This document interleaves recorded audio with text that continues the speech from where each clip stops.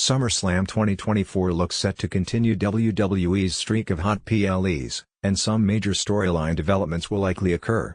We haven't seen Roman Reigns since he dropped the title to Cody Rhodes at WrestleMania 40, but there is reason to believe he could make a dramatic return tonight.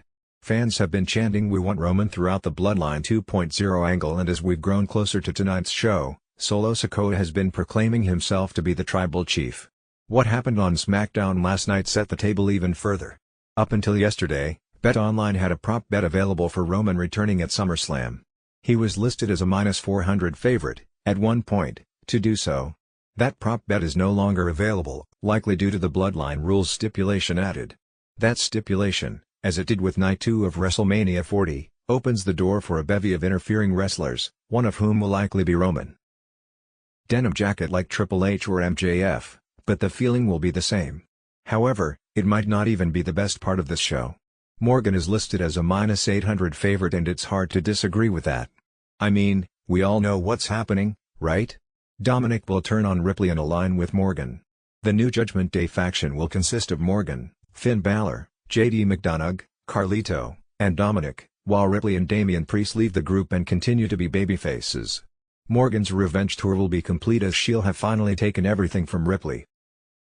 Just because it's predictable doesn't mean it won't be awesome. This career-making angle for Morgan has been far beyond what her previous world title run accomplished. While that angle put her in the main event picture, what she has been doing with Ripley and Dominic demands she stay there and never leave.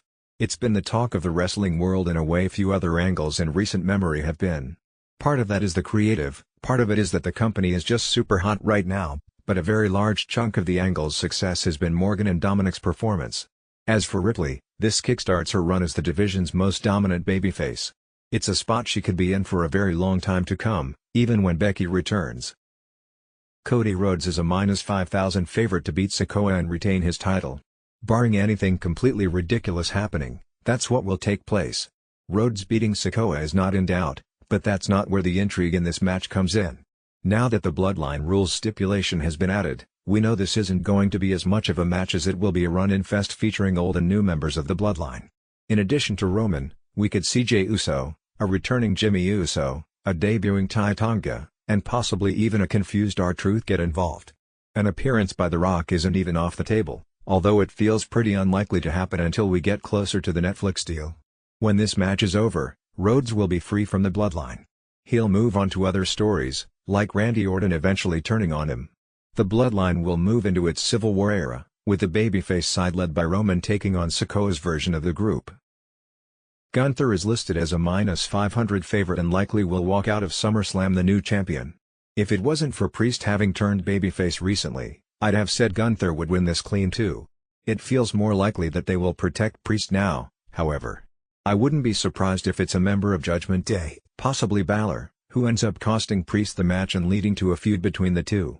As for Gunther, he is one of the most carefully booked WWE wrestlers in decades. His entire path was likely written out for him before he even got on the main roster. First, he beats Honky Tonk Man's record, re-establishes the Intercontinental title as the workhorse/worker belt before dropping it at WrestleMania, wins King of the Ring, re-establishing that tournament in the process, and then takes the title at SummerSlam before bringing it to Berlin as champion to close out the month. Not bad for a guy who never wanted to be on the main roster. WWE will need to build up a challenger for Gunther in Berlin pretty quickly after. It could be a rematch against Priest. Drew McIntyre, Seth Rollins or CM Punk could get added back into the title mix too. We'll just have to wait and see. Nia Jax is listed as a -170 favorite, but I think it's probably more likely that Bayley retains. Based on the betting odds, title changes will occur in 4 of the 6 title matches at SummerSlam. That's a little high for a 7-match show. Of the matches favored to see a new champion, this one has the closest odds. The SmackDown Women's division is in an interesting spot right now. Jade Cargill and Bianca Belair are on the outside looking in as they continue to be in the tag division. They will both end up back in singles at some point, however. We're also due to get a returning Charlotte Flair added back into the mix as well. It should be interesting to see where she ends up, but it's never far from the title scene. LA Knight is listed as a -600 favorite to win, and he most likely will. It's tough to know where WWE considers Knight to be on its babyface power rankings at the moment. On SmackDown, he's definitely behind Cody Rhodes for the top babyface spot, But it seems as though he's also not as protected as either Kevin Owens or Randy Orton.